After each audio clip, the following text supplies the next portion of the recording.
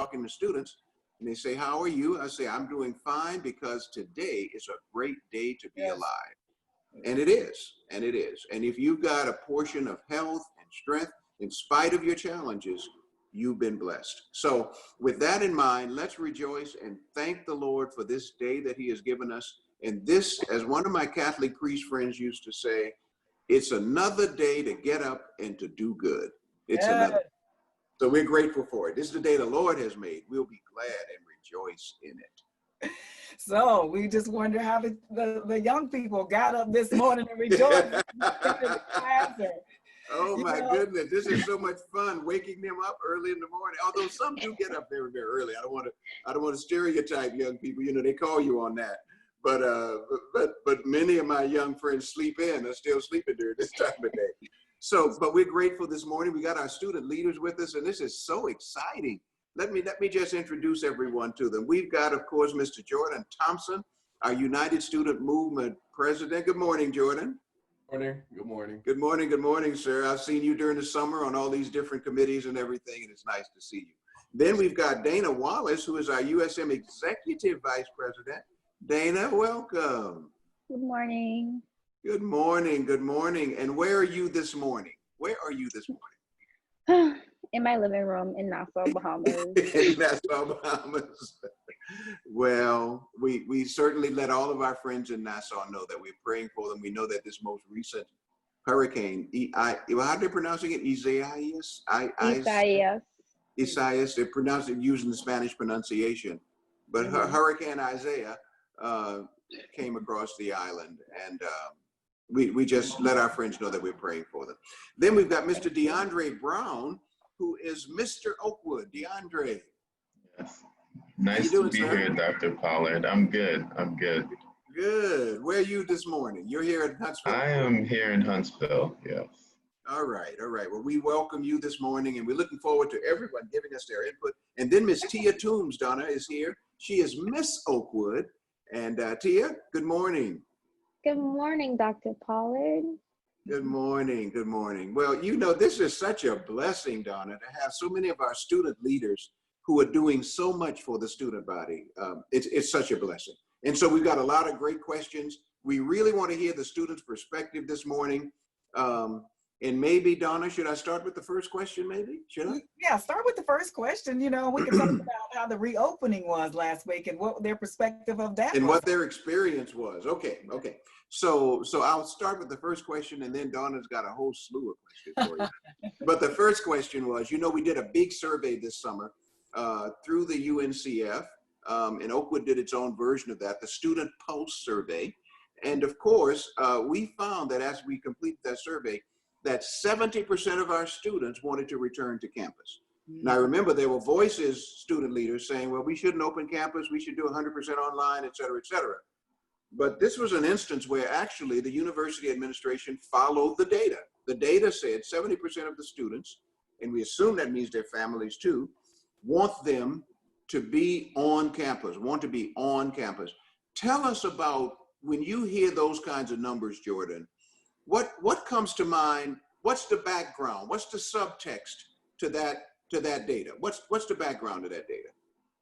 Yeah, I think that this year the university was put in a pretty difficult situation just due to the uncertainty of, you know, the entire COVID-19, the circumstances, you know, everything, you know, we could tomorrow and they could be like, hey, we have a cure, you know, you eat 2 apples and go outside for 30 minutes and you could, you know what I mean, you could be good.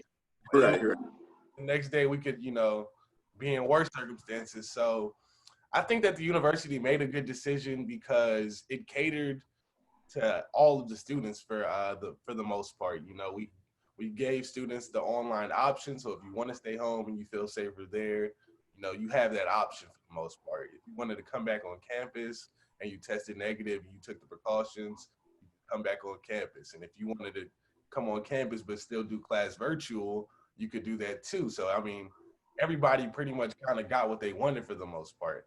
And, you know, with 70% of the students saying that they wanted to come back on campus, you know, when I go on campus today, it looks like a regular day at Oakwood. You know, yeah. we feel like we're back home, you know. I think it's a really great thing. And I think that the precautions that we took and the system that we took with, registration on Zoom, appointments to move in, social distancing, wearing masks, doing temperature checks, I think that we really did a good job. Wow. Mm.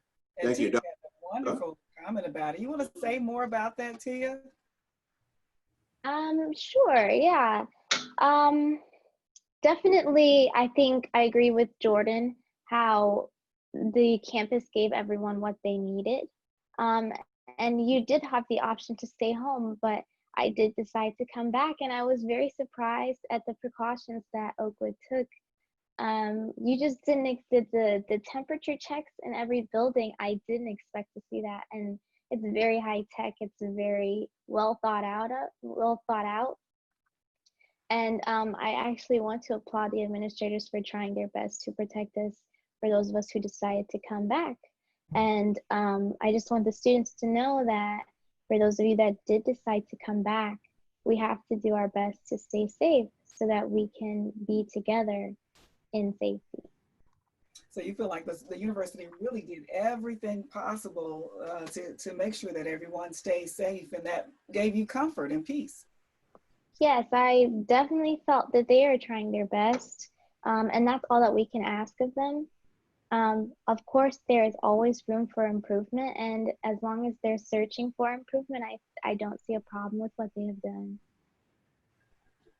Okay, anybody else want to respond to how they felt about seeing the campus for the first time and all the things that went on last week as it reopened and helped you to get prepared to know that you're negative and, all those things? Anybody want to share what your I'll just jump in really quick. Along with Jordan and Tia and Dana to some extent, I also got to see firsthand a lot of the precautions that the university put in, and I was really surprised, honestly. I applaud the university, and I think it's now up to us students to do our part to make sure that we can stay on campus and finish out the semester. But as far as Dr. Pollard's question and the context behind why so many students wanted to come back, I really think, and somebody mentioned this to me, the term social distancing kind of implies that you can't communicate with each other per se, and really isolates people in a sense. Like, of course, physically, we can't, be as close as we were, say, before, but I think something that suffered during quarantine was people's connections with each other. And coming back to Oakwood for a lot of people is like home. Like, this is our family here. We're a really close-knit community. So I think that's part of the reason why so many students wanted to come back. And then also, we can't take for granted that a lot of people's living situations or back home or whatever are not what it is here at Oakwood. And when it comes to their mental health and resources they have here, or even with the Healthy Campus Initiative, the food that they may have access to here and different stuff like that, for a lot of students, Oakwood is a better situation than what we have at home. So I would challenge us students to do our part to make sure that we stay safe, socially, physically distance, just so that we can stay on campus for the entire semester. All right. Dr. Pollard, is there going to be any attestation going on? Say that again, please. The attestation, is that going to be happening throughout the school year in this semester? You said tested? Oh, sure. Yes, absolutely. We have. Thank you, Donna. We have a random testing. We have an arrangement with the University of Alabama, Birmingham, paid for by the CARES Act funding from the Trump administration. That's going to allow us to do some of the kinds of things that you're talking about, random testing, et cetera, in order to keep the campus, safe. Although, and the testing will be, the science and the testing is really, really important. Probably though, as our student leaders are pointing out, the most important element is students monitoring themselves. I was telling someone the other day, because they were caught up in, Donna, the conversations around elementary schools and public schools opening. And they were saying, well, look at these school districts, they're not opening, et cetera. But there's a big difference between a 6-year-old and a 20-year-old, right? So when a university opens, we're working with adults. And so there's some expectation, and rightfully so, I believe, that our student leaders and our student body as young adults will honor the conventions of safety that will keep all of us safe, because nobody wants to get sick. Nobody wants anybody that they love to get sick. Right. So on the testing and the retesting and all of those things, we've got quarantine procedures in case a student does get the virus. We've got methods in place to manage that, to isolate, to quarantine, et cetera. So that's about as much as we can do in following the CDC guidelines. And there's a part that we as individuals, that only we can do. That I can't overemphasize that. There's a human part that only, like for instance, when you were diagnosed, you could have not told us. You could have come to the studio. You could have kept doing those things. But your own sense of responsibility and safety is what you informed your manager and me. This is my situation, and here is how I can make this work for the university and for me. I think that part of it, I think we underestimate that part. But these student leaders are using their influence, and that'd be interesting to find out how the influence is being used. But our student leaders are using that, will use their influence to say, come on now, come on now. We're being trusted. We are being trusted. We are being trusted, right? We're being trusted. So let's live up to that trust. Yeah, so can you all, the students, speak to that and some of the things that you'll be doing or putting into place throughout the year to support what Dr. Pollard has just talked about? Okay, so I'll start. For USM specifically, and Jordan can go more into this if he would like to. We are very, very active on Instagram and Twitter. The best way to get information out to students is through social media. So whenever we're giving announcements from IMPR or OUPR, or even the information that we're allowed to share from committee meetings, we blast it out to students to make sure that they know what the regulations are. And for me, I also tap into my senators because they represent different districts on campus. So if a set of information is applicable and relevant to their district, I let them know, okay, for international students, send out this information. For nursing students, send out that information. So social media and networking for me. Okay. Anybody else want to jump in? Yeah. I believe, oh, go ahead, Jordan. Oh, I just believe from my standpoint, I think that it's very important to not be afraid to call out your friends. On campus, I see mostly everyone wearing their masks, but you know, there are times when students might be eating, or they might forget just how important it is to have your mask all the way covered on your mouth. And you just have to take that moment to tell them, hey guys, I appreciate you for wearing the mask, but can I ask you to, you know, place it completely over your nose? And that's just very important to make sure your fellow students are being responsible. And we're doing a good job of trying to have social activities that are safe and that are socially distanced, so that people won't take it upon themselves to hang out together and to, you know, possibly cause an outbreak. Mm-hmm. Do any of you have any concerns about, you know, the different events and programs that'll be happening on campus, you know, and being able to practice social distancing and wearing the mask? Yeah, so for me, I'm not too concerned about being able to, I'm not concerned about social distancing. I'm more concerned on trying to find like creative events and things that we could do to keep the students engaged while being in regulation. So my social vice president, Mark Hawk, he's been doing a good job of coming up with, you know, creative ideas, such as having like outdoor movie night, you know, where you're on the lawn, but you know, everybody's 6 feet apart. We have our mask on. You know, we can enjoy a movie outside in the, you know, in the outdoors or things of that nature, where we can keep that distance but still be able to gather and enjoy each other's company. So you find, any of you want to respond to this question? How do you feel about the creative push that the pandemic is putting you in to really push you to come up with creative things so you can still have that Oakwood experience, but it's just a little different, but you still get that same experience? How are you all feeling about that? Yeah, I definitely feel like it's pushed us out of the box a little bit.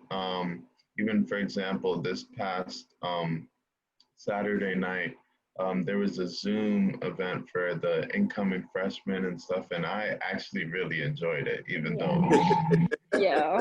you know, and I feel like that's something that we would have never even thought of before. I think that's one thing about life in general, just not this situation. When we're placed in difficult situations, we're more resilient and innovative than we may think. Mm-hmm. Wow, wow. Anybody else want to respond to the things that are happening on campus that you're really enjoying that are different and new because of the pandemic and all of the CDC requirements that we have to follow? Anyone? Okay, okay. Yeah, Jordain, you about to say something? I'm sorry, can you repeat the question? Oh, is there any other experiences that you've already been involved with that really, you know, you enjoyed, that's new to you, and you enjoyed it? Yeah, so I mean, this year I was blessed with being able to be a navigator, so which is like the new student orientation leaders for our freshmen. So we were able to be here early so that, you know, when the freshmen got here, we provided activities and you kind of facilitate the orientation onto campus. So it was great to meet, you know, the class of 2024 and to get to try to, you know, get creative with the interactions and stuff like that. So, I mean, it's been difficult, but it's also been really challenging in a good way. What about the dining areas? Anybody want to respond to that? Have you had an experience with the dining areas yet? Oh, wow. The dining areas are very efficient. The first time I went into the caf from being back this semester, it was so fast. I have never been in and out of like an eating place so fast. And they have footprints to like point you to where to go. And everything was contactless. You like didn't touch anything except for like the bag that has your food. And I was just honestly very surprised at just how organized the cafeteria made themselves during the pandemic. And just like, even when I walked up, the guy that was serving my food, he washed his hands for like 3 minutes and then put some gloves on. And I was like, wow, I love this. That's great. That is really, really great. Well, Dr. Pollard, are the virtual registration platforms still available? What's happening with that now that we know, you know, we got from the students' perspective that they really feel safe and the school is doing everything it possibly can to keep them safe. You know, maybe people are still thinking about registering at this point. How is that going? What's that process? Absolutely. So they should go to the website and of course look up click on the registration link, and of course any student can still, even if a student start off at home and said, you know something, I've changed my mind and I want to come, then that's one way to do it, to go on to the link and to click on, and then of course the processes will naturally guide the students through that, through the registration process. One of the things, Donna, that I'm interested in hearing from our students is that as we did all of this planning, and literally what our students have experienced is a result, as Jordan knows, he was a member of the task force, when you add up all the hours every person on a 40-person task force put in, we're talking thousands of hours of planning. What was it like for you, Jordan, as a student leader, to kind of see how these things work from the inside out? I'm always curious about that because I take them for granted. And when the student says, I was surprised that things were so organized, I'm not surprised because I know how many hours it took to kind of get them there. But again, it's perspective, right? It's where you sit influences what you see. So Jordan, would you talk a little bit about those meetings you had with the task force and other things like that, and what was it like from the inside looking out?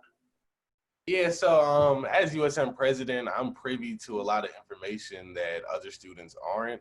So to kind of, have that student perspective, but still know what's going on in the inside, it's interesting to see what my peers think because I just know more than them. So it's kind of just like, it's interesting, but it's like a lot of like, I don't know. I think that sometimes students like look at administration like it's like the big bad wolf, kind of like they're doing this and they're doing that. It's like, no, like, I mean, I don't agree with everything that administration does, but one thing that I feel like administration has our best interest at heart. Whether I agree with them or not, I know that you guys have good intentions. And I Sure. think that we can do a better job of kind of bridging that, I don't want to say bridging that gap, but I don't know, changing kind of the way that students perceive administration because I don't know. I just feel like sometimes you guys don't look at you guys as like, you're just people, what I'm saying? We're all like a part of the same team. I feel like sometimes, it can be student versus administration when we all have one goal in mind. True. It's interesting that you say that, Jordan. I often say to student leaders when I meet with them the first of the year, said, no administrator wakes up in the morning and says, boy, this is a great day to make students miserable. Nobody thinks like that. You don't wake up with that as an agenda, right? So a part of it is communication. A part of it is good faith. A part of it is, it's all those things we learn as we mature and advance in our leadership. There are administrators who think that students don't care about rules. They don't care about the well-being of the institution. They only focus on themselves. There are administrators who think that. But I often say to administrators, have you talked with them? If you talk with them, you see that they actually love the institution and really want what's best for it. So I think, Jordan, I think your point is well taken. I think communication is the bridge that will influence both perspectives, both administrative and student perspectives, on the mission of the institution. That's what strikes me. And by the way, when I was a student, I thought exactly the same thing about Dr. Rock and his administration. Exactly the same. And now I'm on the other side of the desk, right? Right. So I have to smile sometimes when we start talking about it, because I could see myself in Jordan's comments just now. I could see myself when I was a student at Oakwood. I could see myself. Well, today is the first day for classes. Has anybody had a class yet? And how are you feeling about that if you haven't? It kind of does not feel like the first day of school. Honestly, everything has changed, but as long as we're going into this term with a positive mindset and a mindset that whether we like it or not, this term is upon us, so we can either go to classes, get our things done, or fail, then we have to put that best foot forward. And a lot of people are hesitant, a lot of people are unsure, but we just have to have faith. We just have to go in there excited and do our best. And those of you who are here on campus, can you give us your perspective? How does the classroom look, or, what are you anticipating? Things like that. Well, for me, this is a somewhat bittersweet day because this is my first day. But I haven't been to any classes yet, but just seeing some of the classrooms, and there's a lot less seats. They're farther apart.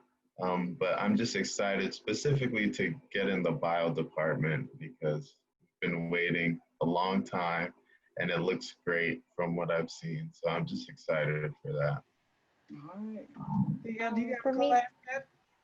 For me personally, I actually have a class after this, but all of our classes are online for the first 2 weeks. Miranda's going through some renovations, but most of the teachers are trying to do like a hybrid situation. So as of right now, we're not sure when we will do in-person classes, but I am perfectly okay with the virtual classes.